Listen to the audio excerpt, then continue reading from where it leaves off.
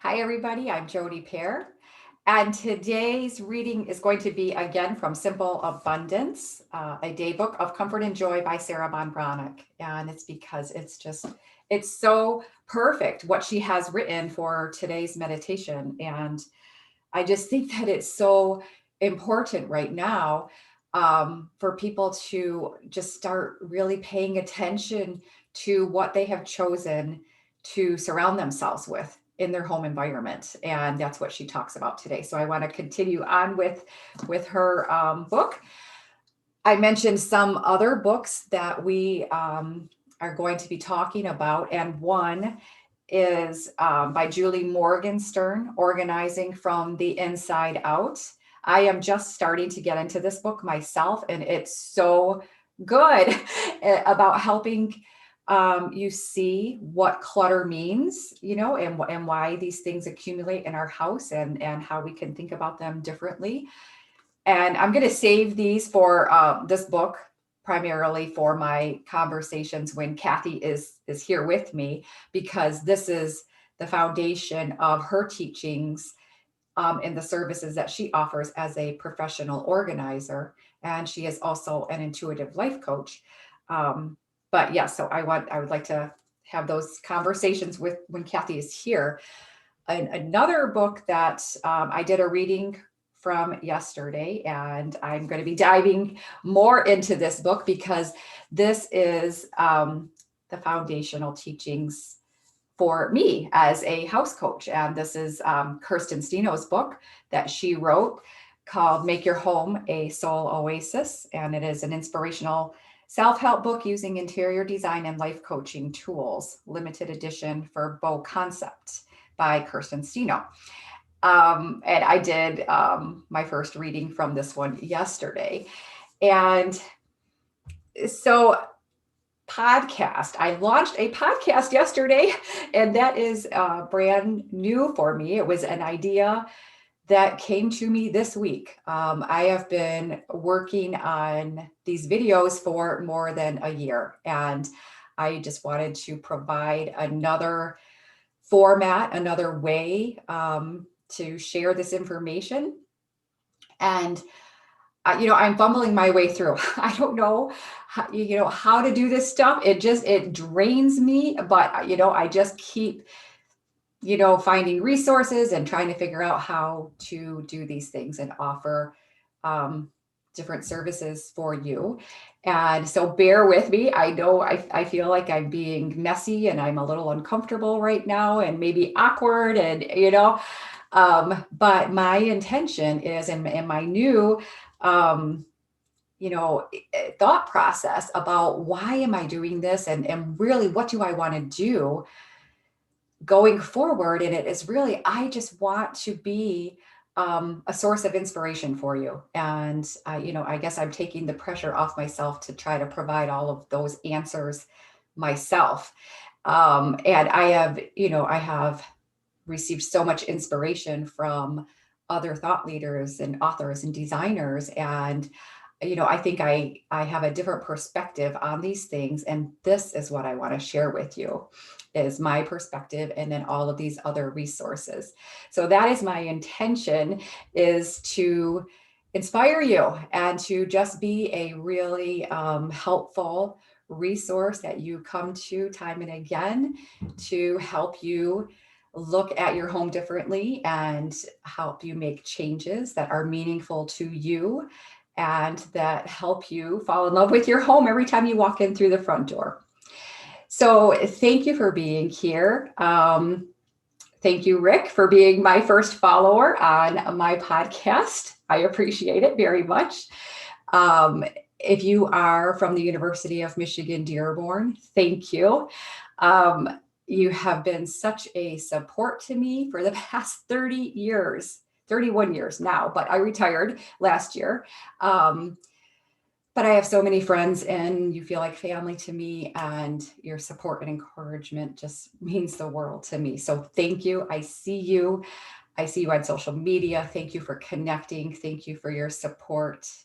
And let's go on to today's reading, and I will see you next time.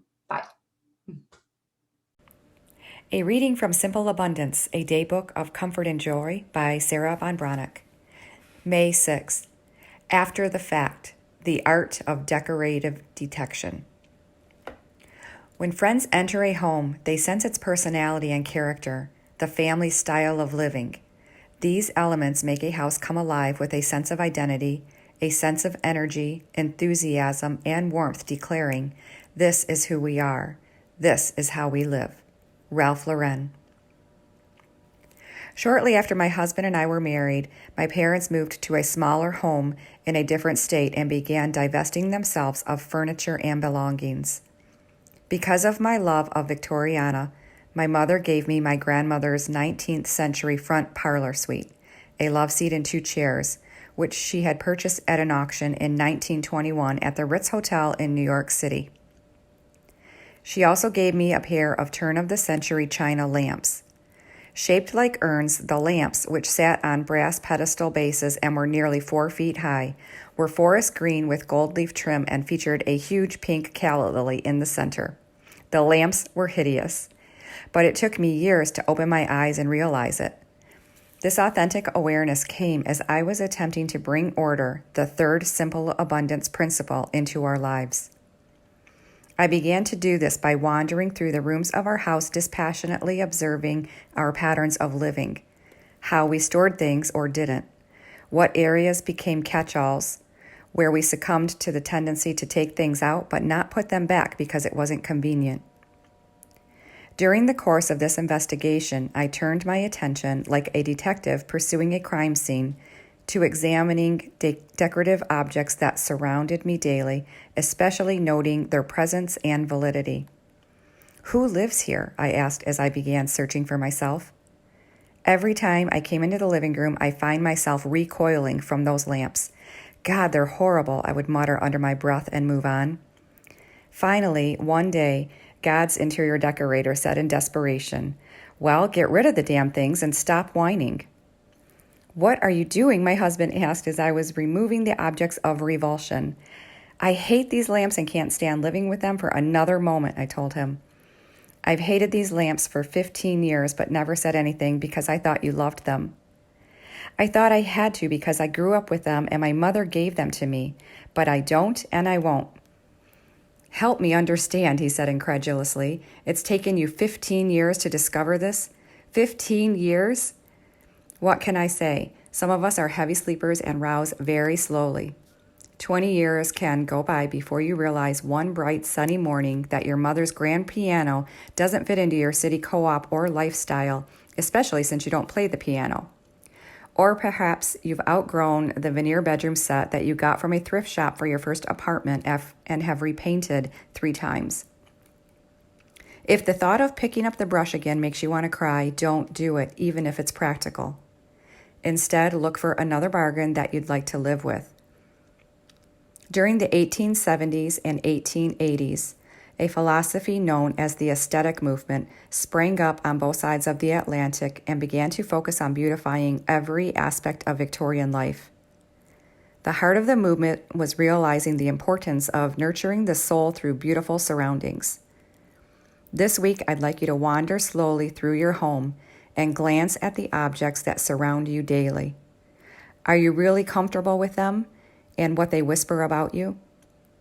Do you love them or just live with them? It doesn't matter how you acquired these objects. No immediate decisions need to be made as to whether or not you should keep them. Awareness is all we're seeking. Above all, don't be embarrassed by how long you may have waited to start searching for your authenticity. To one who waits, all things reveal themselves. The 19th century English poet Coventry Patmore reassures us, so long as you have the courage not to deny in the darkness what you have seen in the light.